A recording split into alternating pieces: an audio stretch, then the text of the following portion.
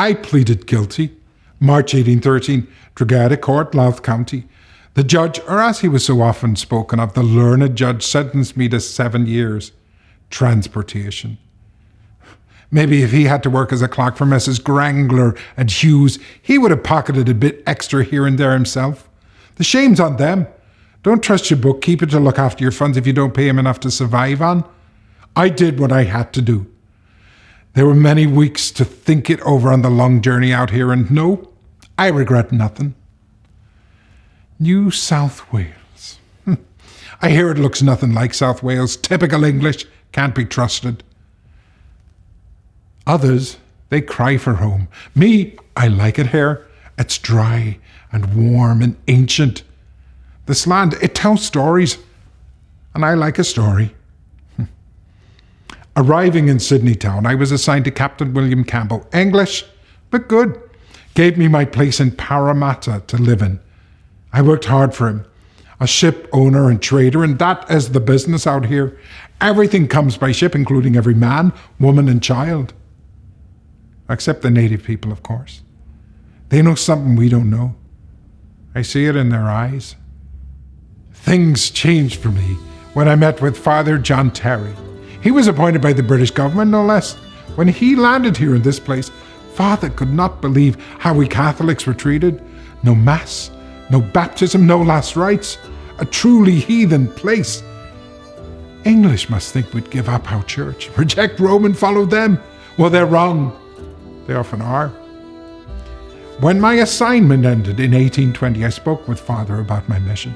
My vision said that it was not right, that no Catholic child could learn about Jesus, our church, our fundamental faith. I said to him straight that it was not right Catholic children were treated as second-class citizens in the schools of the Right Reverend Marsden, a man who calls us ignorant savages. There was nowhere for these children to go. Precious few of their parents could read or write, and plenty of them had no father to speak of. It's a cycle of ignorance. I revere my parents for giving me an education, the greatest gift to me. Well, why should the children of the English have learning, and our children none of it?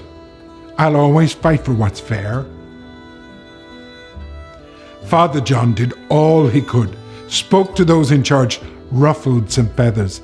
Then finally the news came.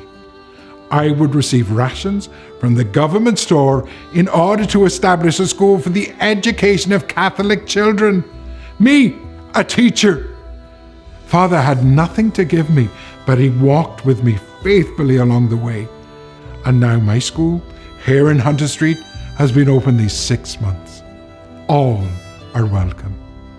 The children are aged 2 to 12. Better they bring their younger siblings along than have them miss school tending to them and working on chores. There's no learning in that.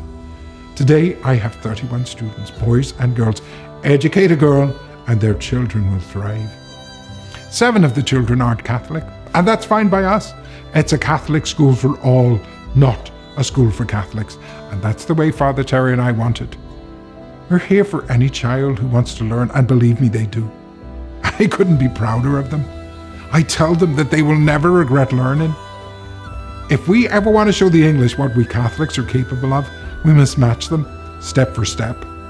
Education is freedom, and in a place such as this, freedom is everything.